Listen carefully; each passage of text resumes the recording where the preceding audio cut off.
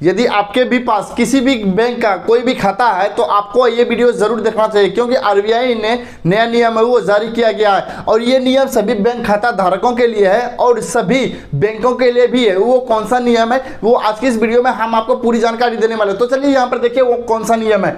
Bank ग्राहकों के लिए बड़ी राहत, आरबीआई ने मिस सेलिंग पर कसा शिकंजा, यानी कि बहुत सारे अब ऐसे कस्टमर होते हैं जो कि यानी कि एफडी करवाने के लिए जाते हैं और उसको बैंक का कर्मचारी वो अपने प्रॉफिट के चक्कर में कुछ ऐसे पॉलिसी उनको सेल कर देते हैं, उनको पता भी नहीं चलता है और उनका जो ज़्यादा प्रॉफिट जिसमें होता है वही पॉलिसी है वो सेल कर देता है और उस पॉलिसी को अच्छे से बता नहीं पाते कस्टमर को ताकि वो अच्छे से समझ पाए, इसलिए इसी को बोलता है मिस सेलिंग पॉलिसी। तो आरबीआई ने क्या किया, नई गाइडलाइंस वो जारी किया है ताकि सभी लोगों पे कसा है शिकंजा है वो कसा जाए। चलिए इसके बारे में जानते हैं। देखिए, क्या आप एफडी कराने बैंक गए थे और इंश्योरेंस लेकर वापस लौटे? कभी कभी ऐसा भी होता है कि अगर आप बैंक में एफडी करवाने के लिए जाते हैं और आपको कोई बैंक का कर्मचारी ऐसे पॉलिसी के बारे में बता देता है तो आप उस पॉलिसी को वो करवा लेते हैं, लेकिन आपको नहीं कराना होता है लेकिन फिर भी आप करा लेते हैं। अब देखिए, यह कहानी भारत के हजारों घरों की है। अगर आप बैंक में अपना पैसा सुरक्षित रखने के लिए जाते हैं लेकिन बैंक का रिप्रेजेंटेटिव आपको गुमराह करके कोई इन्वेस्टमेंट इंश्योरेंस या स्कीम थमा देता है, तो ऐसा बहुत सारे लोगों के पास होता है। तो अब ऐसा नहीं चलेगा। तो चलिए हम क्या करते हैं इसको समझते हैं। आखिर मिस सेलिंग स्पेलिंग क्या है, यानी कि मिस सेलिंग पॉलिसी आखिर क्या है, इसके बारे में थोड़ा समझिए। किसी कस्टमर को आधी अधूरी या गलत जानकारी देकर कोई भी प्रोडक्ट बेचना मिस सेलिंग कहलाता है। इसमें क्या नियम और शर्त है? देखिए, शर्त छिपाना, यानी कि उस पॉलिसी के बारे में जो भी नियम और कंडीशन होता है उस शर्त को अच्छे से नहीं बता पाता है और उसको छिपा देता है, यानी कि नुकसान या लॉक इन पीरियड के बारे में नहीं बताना। उसके बाद देखिए, गलत प्रोडक्ट, एक ऐसी स्कीम बेचा जो आपकी ज़रूरत या प्रोफाइल के बिल्कुल खिलाफ हो। उसके बाद देखिए, दबाव डालना, लोन या अन्य सर्विस के साथ जबरन कोई पॉलिसी थोपना, यानी कि ऐसा बार बार वो आपके बैंक में होता है। अब ऐसा नहीं होगा। चलिए हम इसमें और क्या है वो जानते हैं। यह धोखा सालों से चले आ रहे हैं। अब इसमें सरकार ने वो नियम है वो कसा है, आरबीआई ने रेगुलेटरी गैप, यहाँ देखिए बैंक आरबीआई के अंडर आते हैं और इंश्योरेंस IRDAI के अंडर आता है। अब सालों से बैंक कहते रहे हम तो सिर्फ डिस्ट्रीब्यूटर है, ये प्रोडक्ट इंश्योरेंस कंपनी का है। इसमें देखिए, उसके बाद देखिए, इंश्योरेंस कंपनियां बैंकों का गलत तरीके से बेचना का आरोप लगाती रही।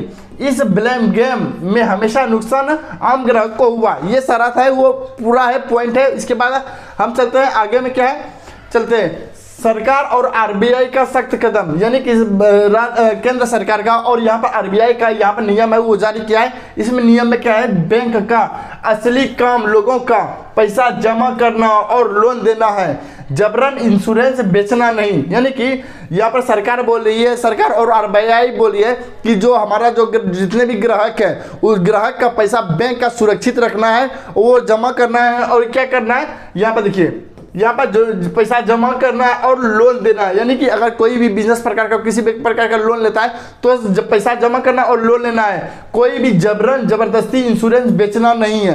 यहाँ पे देखिए, अगर बैंक कस्टमर को आधी अधूरी जानकारी देकर प्रोडक्ट बेचे पकड़ेगा तो उसे अपराध माना जाएगा। यानी कि अगर कोई भी बैंक का कर्मचारी आपको जबरदस्ती बोला कि आपके लिए ये इंश्योरेंस है या ये पॉलिसी आपके लिए प्रॉफिट हो सकती है और जबरन थमा देता है तो ये गैर कानूनी है, इसके खिलाफ कानूनी कार्रवाई की जा सकती है। यहाँ देखिए, आरबीआई का नया आदेश 30 दिन फीडबैक, यानी कि अब देखिए क्या है, जब कोई भी फाइनेंशियल प्रोडक्ट बेचे जाने के 30 दिनों के भीतर बैंक को कस्टमर से फीडबैक लेना अनिवार्य होगा।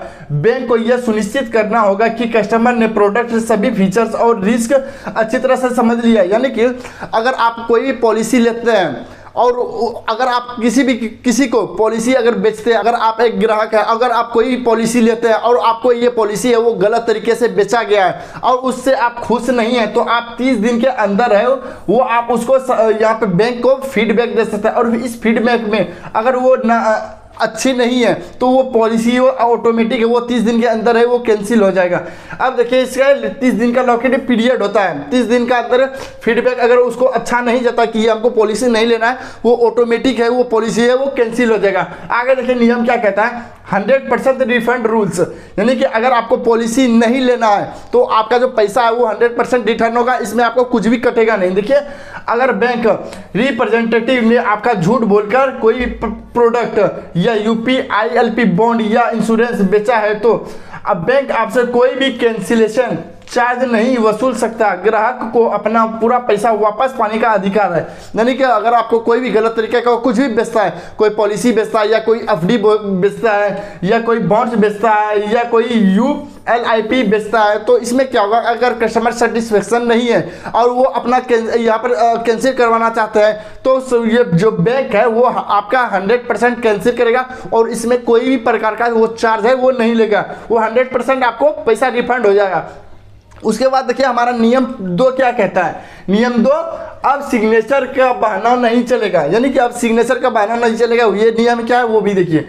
पहले बैंक दलील देते थे कि कस्टमर ने कागज पर साइन किए है इसलिए हमारी गलती नहीं, यानी कि बहुत सारे लोग ऐसे भी है जो कोई भी अगर पॉलिसी लेते तो कस्टमर का वहाँ पर सिग्नेचर होना बहुत ही जरूरी है।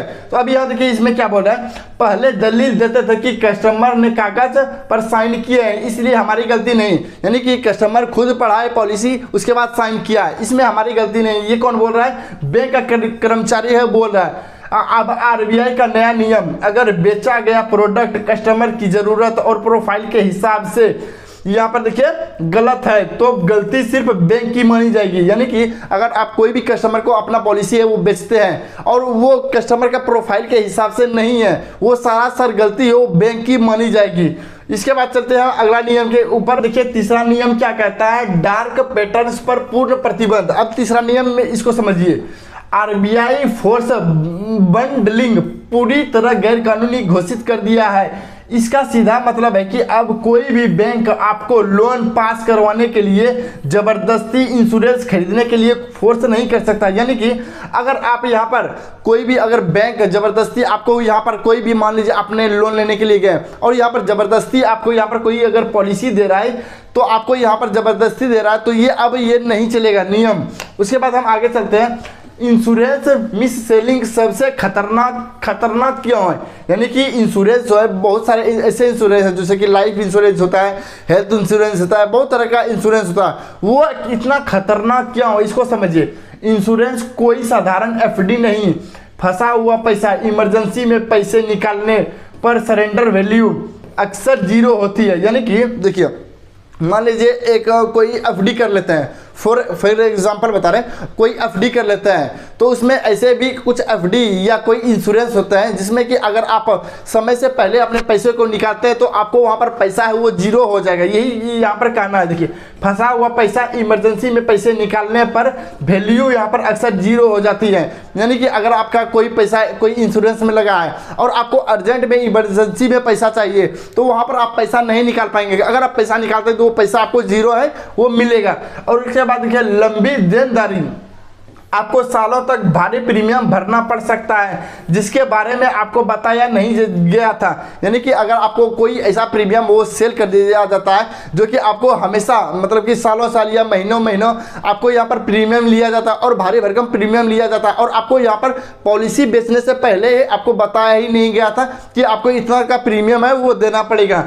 ये उसके बाद चलिए ये भी खत्म कर दिया गया, आपका अपना बचाव कैसे करें चेकलिस्ट। अब आपको ध्यान में रखना है कि अगर आप इसमें फंस गए या अभी तक नहीं फंसे तो आपको इसका बचाव हो वो कैसे करना है इसमें समझिए। बैंक में साइन करने से पहले इन बातों का ध्यान रखें। कौन सी बात है, 1 नंबर में इंश्योरेंस या एफडी, हमेशा याद रखें इंश्योरेंस और फिक्स्ड डिपॉजिट अलग होता है, यानी कि इंश्योरेंस अलग होता है एफडी होता है। अब देखिए थोड़ा सा इसमें कंपैरिजन करते हैं। इंश्योरेंस जो है वो आपका होता है लाइफ इंश्योरेंस हो गया, हेल्थ इंश्योरेंस हो गया, होम लोन हो गया, इस तरह से होता है।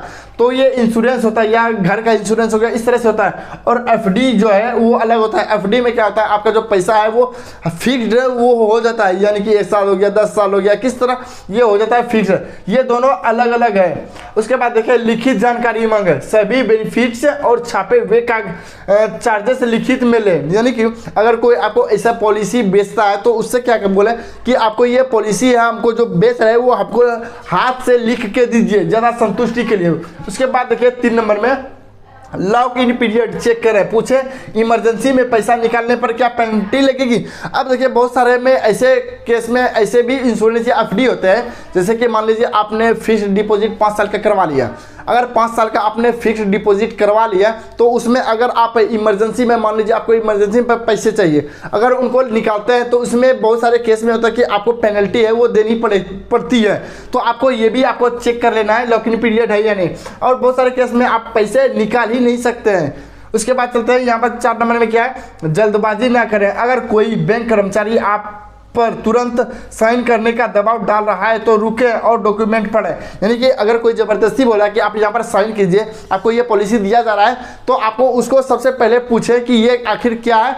और यहाँ से अगर आपको समझ में आ रहा है तो यहाँ पर अपना खुद से भी पढ़ें, ये समझदारी वाली बात होगी। उसके बाद चलते हैं हम आगे, सतर्क रहें और अपने सुरक्षित रखें। यानी कि अब आपको हमेशा सतर्क रहना, अगर बैंक जा रहे हैं तो आपको हमेशा सतर्क रहना है और ऐसी चीज़ों पे साइन नहीं करना है जो आप जानते ही नहीं हैं। उसके बारे में देखिए, आरबीआई नए नियमों के ग्राहक को बड़ी ताकत दी है, लेकिन आपकी जागरूकता ही आपका सबसे बड़ा हथियार है। यानी कि अगर आप इस जागरूकता है, आपके पास जागरूकता है कि ये नियम है, आरबीआई ने गाइडलाइंस है वो जारी किया है, अगर ये नियम आपको पता है तो भी आपको ये अपने अच्छे से यहाँ पर जागरूक करना है, लोगों को भी और अपनों भी जागरूक रहना है। यही जानकारी अपने परिवार और अपने दोस्तों के साथ जरूर शेयर करें ताकि वो भी मिस सेलिंग के जाल में ना फंसे। यानी कि हमने जो ये पूरा पॉलिसी के मामले में बताया कि आरबीआई ने जो गाइडलाइंस जारी किया है वो सभी ग्राहकों के लिए है और सभी बैंकों के लिए है। अगर आपके साथ कुछ ऐसा होता है तो आप यहाँ पर एक्शन ले सकते हैं और उन बैंक के कर्मचारी और बैंक का कंप्लेन है वो आरबीआई के साथ वो कर सकते हैं। और आरबीआई का जो है वो यहाँ पर आपको टोल फ्री नंबर भी वो देखने के लिए मिल जाएगा। आप यहाँ पर टोल फ्री नंबर पे कॉल करके भी यहाँ पर बोल सकते हैं। तो दोस्तों ये था पूरा वीडियो कि मिस सेलिंग क्या होता है, अगर आप बैंक जाते हैं तो आप इन चीज़ों से बच सकते हैं। तो दोस्तों बस इतना ही था आज की इस वीडियो में। ये वीडियो आपको कैसा लगा कमेंट में जरूर बताएं। अगर वीडियो पसंद आए तो वीडियो को लाइक करना है और चैनल पे नहीं तो चैनल को सब्सक्राइब करना है।